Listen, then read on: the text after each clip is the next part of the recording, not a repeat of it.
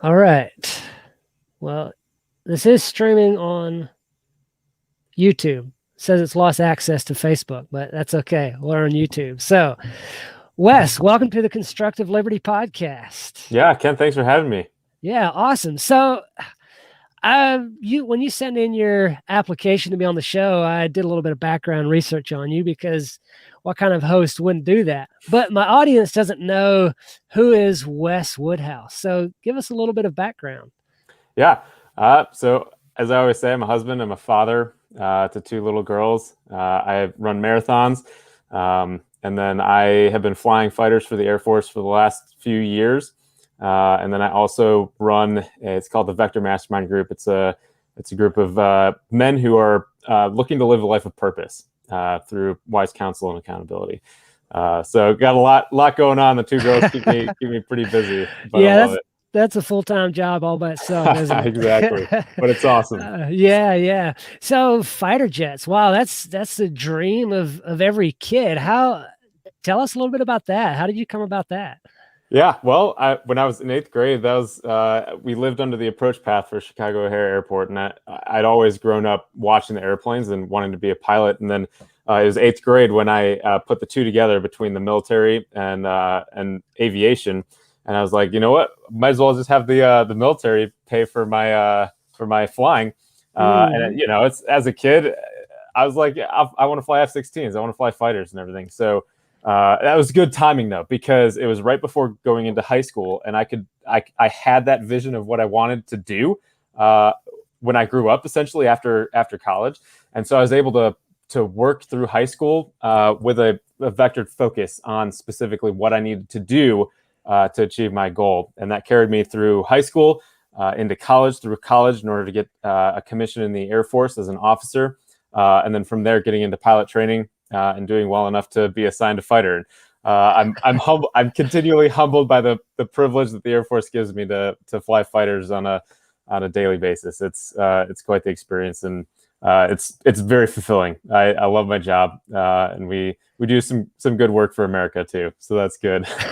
Yeah, that's awesome when you can find that thing that you love doing and make a difference with that. Like you're fulfilling your purpose. I always define purpose as doing the things you love doing while making a difference for other people. So tell us what's it like flying a fighter jet, because so many kids have that dream and they get off track as they move through high school and into college. Even the ones that chase the dream don't actually, a lot of them don't actually end up achieving it. So what's it like having chased and achieved that dream and actually getting to fly the F-15s? I mean, flying fighters, it's awesome. It's now that I'm experienced enough where I can take a little bit of time and actually look around the bubble canopy and just enjoy it. It's quite. I mean, it literally is a once in a lifetime experience that I get to do just about every day, which is awesome. As far as making it and fulfilling my dream, it was interesting. I was very excited. My first flight in that F-15. And we can potentially get into this a little bit later. But at that point, I had achieved my dream. I became a fighter pilot. I was a fighter pilot, flying in the jet. But what I hadn't done is I hadn't thought about any goals beyond just becoming a fighter pilot. And so something interesting that happened to me was my sense of purpose kind of wallowed, and I kind of lost it because I'd worked so hard on the singular focus of becoming a fighter pilot, and then I achieved that goal, and it was like, okay, yeah, I mean, this is good, but what am I working towards? I'd worked so hard through high school and college and pilot training, and then I didn't really know where my life was going from there, which was very interesting, but the experience of having that singular focus through high school and figuring out what I needed to do, and then into college, I think was the reason that I was successful in attaining my goal, because I had that one thing that I knew that I wanted to achieve, and all I had to do was figure out how to do it and get there by doing the work, whether it was learning how to love math, or not doing a lot of the other extracurricular. I didn't have a girlfriend through high school. I did through college, but it was long distance with my now wife. So I wasn't distracted with that on a day-to-day basis at school. But yeah, it is a good feeling. And since I've kind of refound my purpose, it's a lot of fun, and I've gotten back onto that hard work train of, all right, I know what I want to do, and I got to get there. Yeah. It's interesting you bring purpose into that and talk about how you had that singular focus that helped you achieve becoming a fighter pilot. And I've been reading a book, Think and Grow Rich by Napoleon Hill, and I'm only like 2 chapters in, but everything is about having that singular focus and knowing what it is you want to achieve and putting all your efforts into that. And it sounds like you did that. What I find interesting is so many people have that singular focus on a target or achieving a goal rather than on their why. And it sounds like for yourself, when you set your target to become a fighter pilot, you achieve that, and then you're like, but why? Yeah. And that's when you moved on to your purpose. So how does your purpose tie into where you've gone since you achieved that goal? That's a really good question. It's taken me a long time to get there. And I would say I've only just arrived probably just a couple of years ago. I started flying fighters. Well, in January it'll be 8 years in the Air Force. Wow. So I've been flying the F-15 for just about 6 now. Just to put that in perspective. But so my mission is to build up the next generation of leaders armed to take on the challenges of the 21st century. And I can apply that why, like you said, to my Air Force job as I'm training up the next generation of leaders, fighter pilots, leaders. In my instructor role. I'm building up myself and building up my peers and building up those who are younger than me. But then I can also apply it to things like this, where you and I are having a conversation. You are a leader in your realm. Every single one of the audience members who's listening to this right now is a leader in some capacity. Everybody leads themselves. Everybody leads their peer group in some fashion. And then obviously if you have a position of some sort of leadership, whether it's in an organization, a club, something like that, or in your work, you are a leader. And so that is my mission now. I'm building up the next generation of leaders. I have to develop myself first and lead myself first to get there. And that why, like you said, I can apply it to just about anything that I do, which is awesome.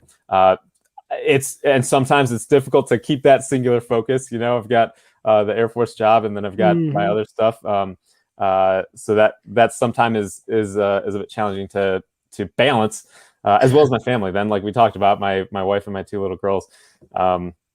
But like you said, having that why now, the goals will kind of fall into place from there, and then the motivation, looking for that, like the vision of my resolve of what my purpose is in life, is what keeps me going now, which is awesome. Yeah, absolutely.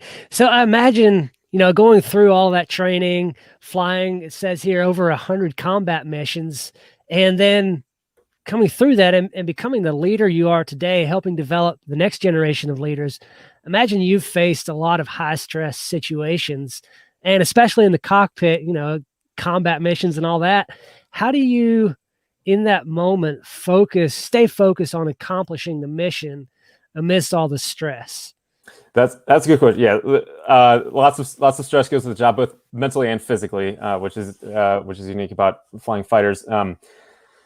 So, what I would say, and this is something that I'm still kind of developing of this, like how it is that that people in high performance environments like fighters are able to have that clarity of thought in these extremely high stress situations. Some of them, even if they aren't life or death to me, it's probably a life or death situation to the guys on the ground who I am supporting. Right.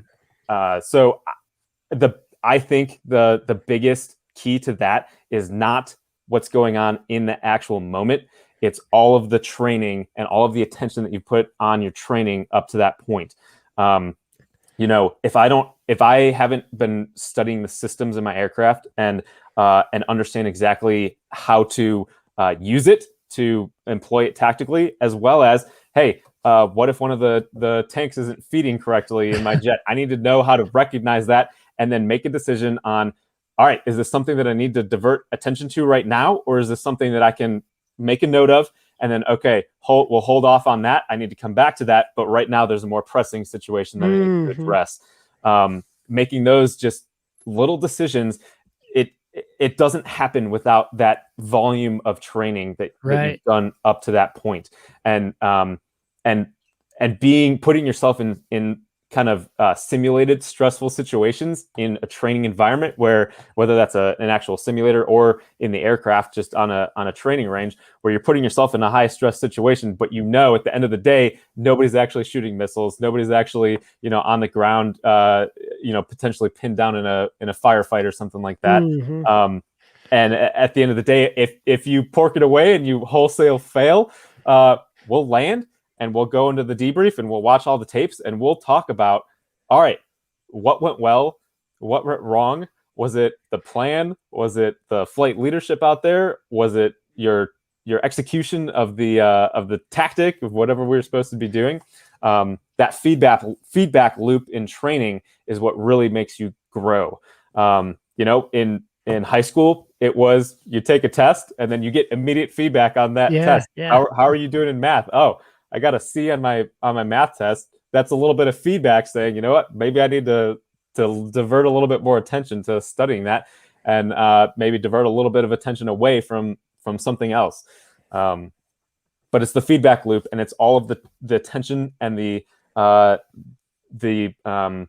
what you put into your training leading up to that singular point where you're in a high stress situation with potentially high stakes and potentially human life at stake, that you'll be able to focus on the right things, pay attention to the correct things, and decide which tasks are actually higher priority. Yeah, absolutely. Yeah. It's interesting. You go back to high school and bringing in the test on that, and you get that immediate feedback. Going back to that high school situation, was there a defining moment as a teenager, coming through? That's high stress as a teenager, because we're not, most times, not prepared for a lot of the situations that we face in high school, whether that's bullying, whether that's peer pressure to do something that we shouldn't be doing. But was there a defining moment for you that down the journey you went, down the path to becoming a fighter pilot? In high school, I can't really think of I mean, I guess looking back now, I can see some defining moments. I don't think I recognized them at the time. One specific thing that I'm thinking of, in my high school chemistry class, there were two other guys in there, and one of them went on to he went to MIT, and then he started two companies while at MIT. Wow. And then he's since started up a Silicon Valley startup.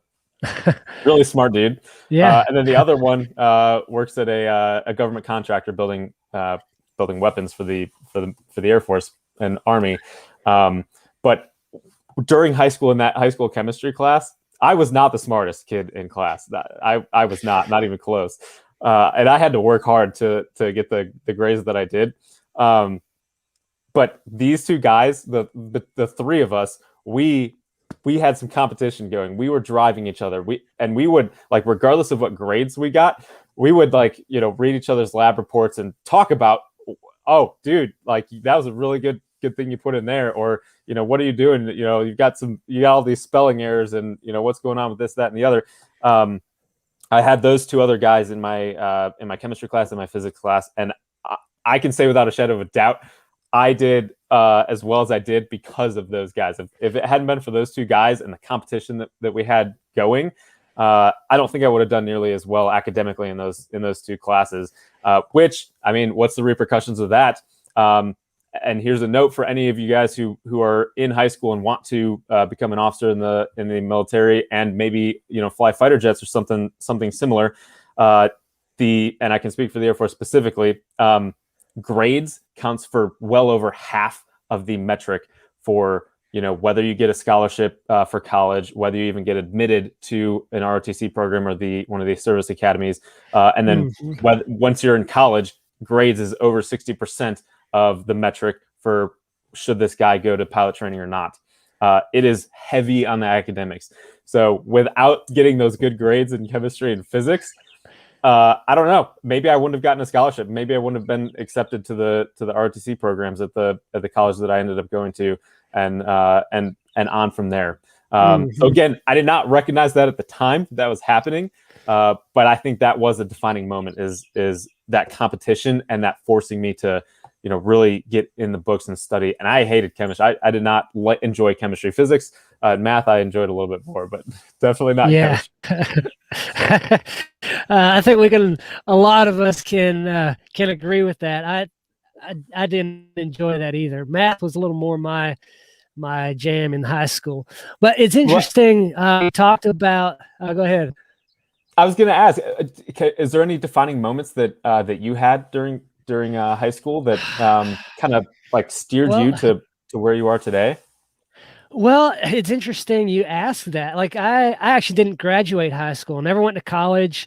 I was kind of lazy in high school and got pulled out and sent into the construction field. And so using that experience and that kind of woke me up to try to figure out where I wanted to go in my life. And I ended up starting a couple of different construction companies, small businesses, nothing huge, but I've been my own boss since I was pretty well 16, starting my own company here and didn't design it right. And so in 2008, everything crashed. I had to start all over and just working my way back up, creating businesses.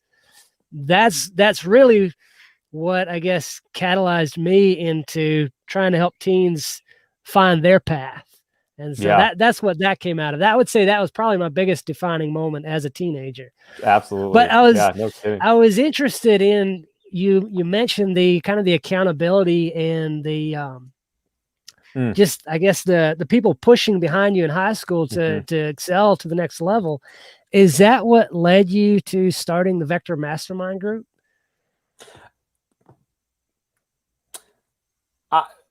Maybe a small part. I mean, it's been many years, obviously, since high school, and my personal development journey has gone a long way. But yes, accountability is. I think accountability is a huge part of why people become successful. Because yes, and you can be accountable to yourself, and some people are good at being accountable to themselves and being disciplined and creating habits out of that discipline. But a lot of us need some external motivation in the form of accountability of, hey, what are your goals? Tell me your goals. So these are the goals that I want to achieve by the end of the year. And then I'm going to hold myself accountable. But then at the end of the day, on our weekly meetings, we're going to go over that, and not every single meeting, but at some points, Ken, you're going to be like, hey, Wes, what's your progress on this goal? And then I have to answer to the man. I have to answer to Ken and tell you, hey, I've been doing great in this area, and I've been crushing this goal over here, but this goal over here, not so much. And then, you can give me the encouragement that I need, or, really just like stand me up and say, and give it to me. Like, dude, this goal that you've set, maybe you need to question whether or not it's within your purpose or not. And if it is within your purpose, then dude, you need to buckle down and get it done. And then you can ask me a specific question. All right, so Wes, what are you committing to doing by the end of this week in order to get yourself closer to that goal or to get yourself back on track? And then again, there's that accountability again at the end of the week. Hey, did you accomplish that one thing that you needed to do to get back on track in that goal? Accountability is a huge part. And we have accountability everywhere. Some of us like the different forms of accountability, and especially when we agree to it. And then there's a lot of forms of accountability that we generally don't like. But at the end of the day, it still will keep us accountable. That was a great question. Yeah, absolutely. Accountability plays into, you have to pay attention in order to stay accountable and to, our attention is what keeps us focused on a goal. And you Mhm. mentioned on your website, it says that the human attention is a powerful tool. Talk a little bit about that. What do you mean by the human attention being our most powerful tool? So yeah, I, I think we're in the information age right now, where information is what's valuable. In the industrial age, it was industry manufacturing that was valuable. In the information age, it was information that was valuable. I think we're very quickly moving into a new age. In fact, I think we may already be in a new age. If you look on the internet, it's called the imagination age, or the creative age. I call it the attention age, because what is valuable right now? It's human attention. You think of let's say Google, Facebook, Instagram, YouTube, all of those like social type websites.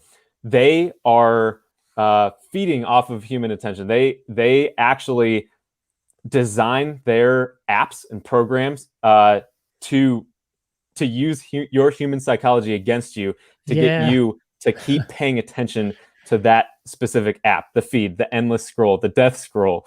How many times do we get caught, myself included? My wife, I'll be sitting there and my wife will go, "Hey, Wes, get off the, are you scrolling? Get off the scroller." It is, they know exactly what makes us get the little dopamine hits, seeing what's new, what's novel, and the endless scroll, you just keep doing it. They are actually selling your attention. So whenever you're on YouTube and you see an ad, they just sold your attention. When you're on Instagram and you see an ad, they just sold your attention. In the workplace and industry, the need for human attention is increasing. Let's think about it. Self-driving cars, Tesla, artificial intelligence. It's like, wow, this is huge. Designing computers that are supercomputers that are insanely fast and can do all myriad of different tasks, menial tasks that we no longer have to do, that people had to do every single day 10 years ago. Those are great, but it's humans who are designing them. It's humans who are programming the AI. It's creative problem solvers, decision makers, critical thinkers who are doing that. And this comes in a time when our attention is being sabotaged by all the myriad of websites that I just mentioned. So, and our ability, like you see it on the internet.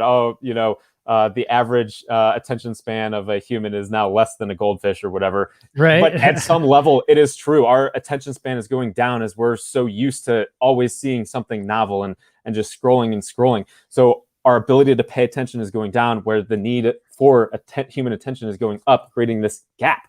So the people who understand this and who can specifically discipline themselves, put in boundaries in their life, hey, I'm going to delete Facebook from my phone because it's taking up way too much of my attention at the expense of my wife, or at the expense of my daughters, or at the expense of my chemistry studies, or at the expense of my job. Cutting that out of you don't have to cut it out completely. And there's definitely places for the social that's how I met you, on a social network, right? Yeah, Ken? So absolutely. There are places for that.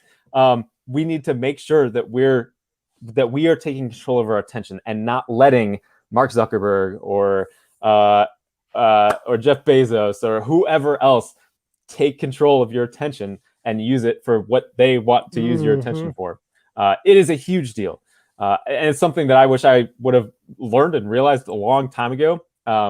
But you know what? Hey, we got to start somewhere. And so going forward, I would just challenge you, Ken, and anybody listening right now, as you go throughout the rest of your day, just take a mental note. Don't change any behaviors right now. Just take a mental note of how much time you're spending doing things. How much time are you spending on the endless scroll? How much time are you spending watching TV shows? How much time are you actually spending on your daughter? You hear stories about, I heard a story of a man who owned multiple companies and his daughter was sick, and even then she was sick and she was potentially dying, and he still after like years and decades later, he was like, man, the one thing I wish I would have been spending my attention on is my daughter and not any of this other stuff, because at the end of the day, Yeah. it doesn't matter.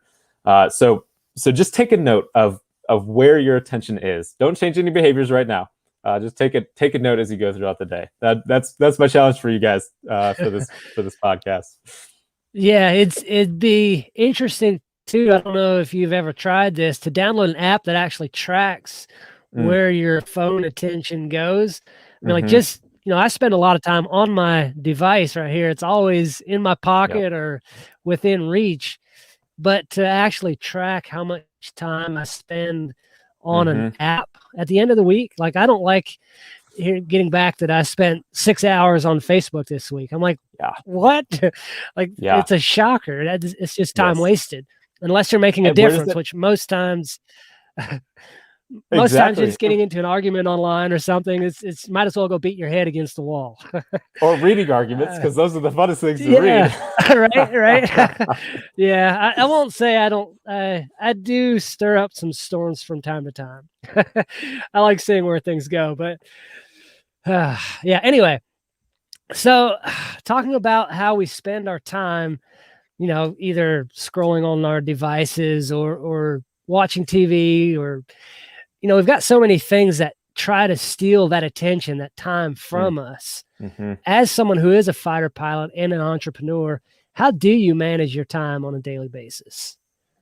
It's tough, and I'm still figuring it out. My Air Force job is a full-time job, so I'm there throughout the week, full days and everything. So squeezing in the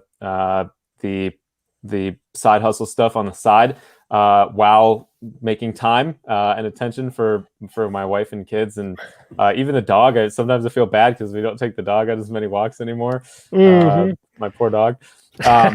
But it's tough. You talk about the work-life balance, all that type of thing. It really is. It's a balancing act. It's not like perfectly in balance. You're constantly having to actively balance it. That's what I have to do. It's a pendulum. Sometimes it swings heavy to the Air Force, and I have to spend a lot of time. Something's going on, or I'm on a work trip or something like that. So now I'm spending a lot of time on the Air Force side. But then it's important after I get back to then swing the pendulum to the other side and make sure that I'm spending a lot of time with the family, and getting all that back, and then less time at the Air Force job. And then the same thing, just fitting the side hustle stuff and personal development stuff in there as well. There are times when my Air Force requirements are a little bit light, and maybe my wife and kids are off on a trip or something, and now I can swing the pendulum heavy into the side hustle side, the personal development side. That's what it is. I think of it as a pendulum, less of like a balancing act and more of like a pendulum, because you're never going to be perfectly balanced. And depending on what's going on, maybe you should be spending a lot more of your attention in one specific area to achieve a certain goal, or to get a relationship to a certain point, or play damage control, fight damage control on something for a little while. You just need to make sure the pendulum doesn't stay on that one side, absolutely, perpetually or for longer than it should. You need to make sure that you do swing it to the other side, and that's true for this weekend. I'm going on a camp trip, and I'm gonna get away from work, and the pendulum is gonna swing completely in the side of my relationship, spending time with my wife and my girls, and then taking time to rejuvenate myself. And the pendulum, I need that pendulum to swing fully to that side. I can't be working, because then that degrades the time that I'm spending with my family and relaxing for myself. So that's kind of how I think of it on a day-to-day basis. If you want to be successful, I'm sorry, you're gonna have to get up a little bit earlier. And that is truly the thing. When I started, both my wife and I, when we moved down here to Vegas, my wife and I made a point to get up at 5:30 every single morning, which is not excruciating early, but it is early, to get up at 5:30 in the morning, and then get our workout in, and then take some time for ourselves to read scripture and pray, and then I do a little bit of meditation as well. And then we can get into the rest of our day, have breakfast, get the little girls up, and and then go off to work. But you're going to need to wake up a little bit early. Even recording this podcast for me on the West Coast, it's early in the morning. You gotta do those types of things. You have to do the things that nobody else is willing to do, to spend your attention in the right areas, in order to achieve, greater goals than everybody else. Not like you said, not everybody is going to be able to be a pilot. That's just a numbers game. There's only so many cockpits to fill with pilots. So you're going to have to do something that everybody else who wants to be a pilot as well isn't willing to do in order to get there. And that doesn't apply to just flying jets. It applies to anything that you want to do.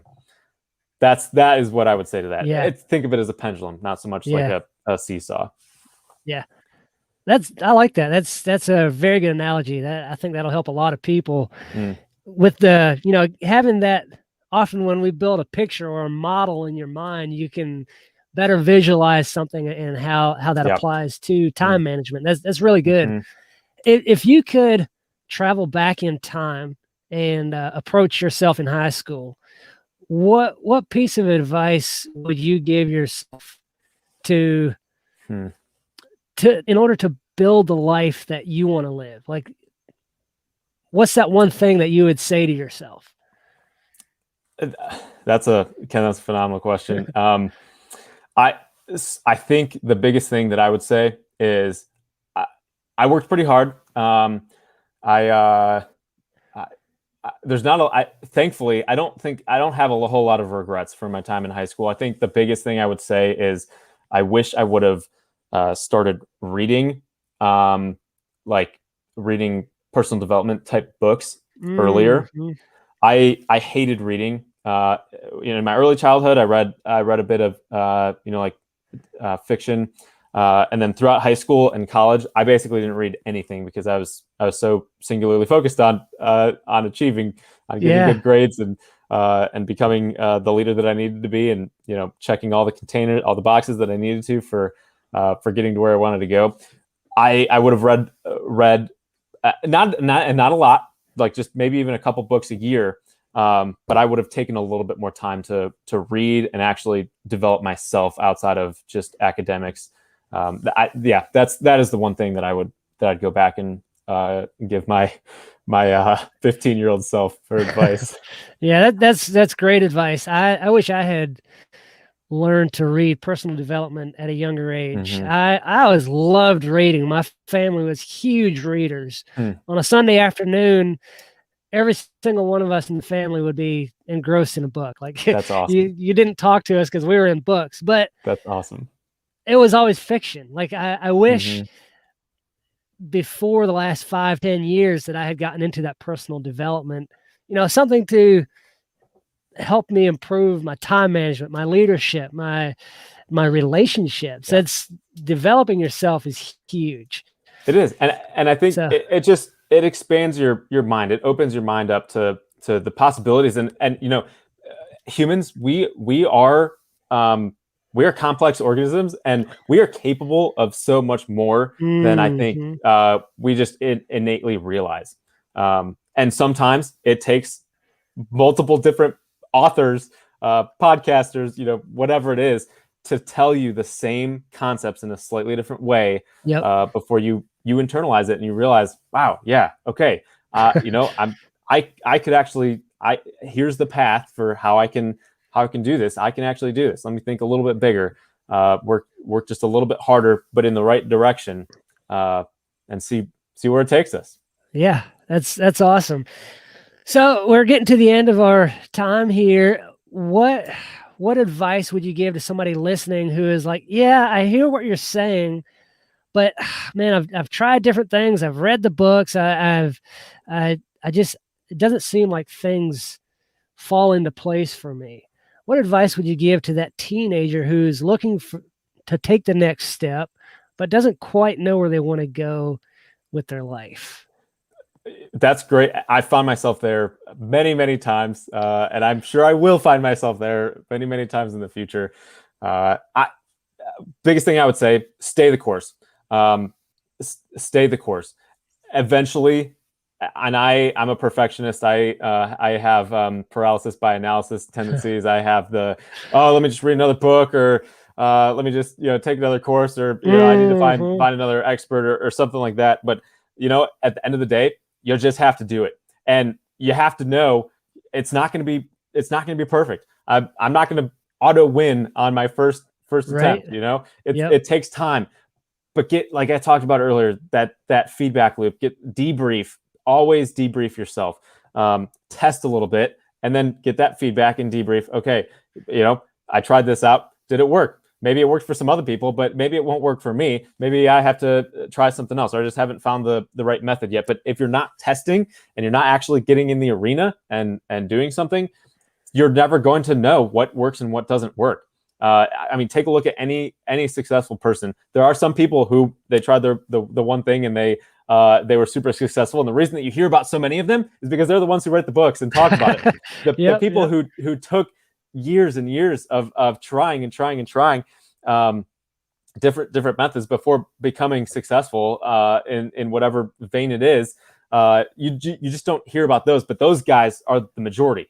The minority is the guys who did the one thing. And even if they tell you that the first time or makes it seem like the first attempt was the one that was successful, that's not 100% of the story, because I'm confident there were many iterations before that, before they found the one idea that had carved them and shaped them and molded them into what specifically they were, that allowed the success. So stay the course.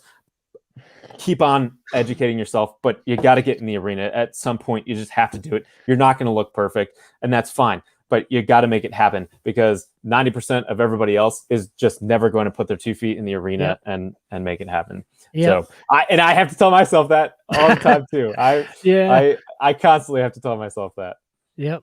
That's awesome. So if somebody wants to find out more about you or connect with you or even join one of your masterminds, where's the best place to find you? WesWoodhouse.com is probably the best place to start. I'm also on LinkedIn. I have Facebook and some of the other socials, but I tend not to ever check those. So LinkedIn, and then my website, Wes Woodhouse, at weswoodhouse.com for the email. Those are the best ways. All right. I'll drop that in the show notes. So guys, if y'all want to find out more or join the mastermind, the links will be in the show notes. And I appreciate your time coming and joining me today. Yeah, likewise, Ken. This is great. So okay, I'm not sure if I hit end broadcast, it's probably going to, let's see, it's probably going to cut us off here, but I'll edit this out of the recording then. So Perfect. Hey, that's been awesome. It's been good talking to you. Enjoyed meeting you. Yeah, same, Ken. It sounds like, I was browsing the website. Did I, or maybe it was in a podcast? You're in Kentucky, right? Yes, that's right. Yep. And then are you homesteading? Was that what I heard? We do. We have a 20-acre homestead. We bought some raw land here and just currently living in a camper, working on building a house, just trying to build that lifestyle. Yeah, that sounds awesome. Yeah, that sounds really awesome. It is. It's definitely been a challenge. It hasn't gone quite like I hoped and expected it to, but it's been a lot of fun. Just living, trying to create that dream. Yeah. That sounds awesome. Been really cool. So I will. I'm going to drop this on the Constructive Liberty podcast today. It'll probably be next Wednesday for the Teen Catalyst podcast. Okay. But I'll be sure to send you that link when it does drop. Perfect. So awesome. Stay in contact. Absolutely. And, likewise. This is great. So this is all right. Awesome. Okay. It's good meeting you. So I hope good meeting you too, man. You have a great day. All right. You as well.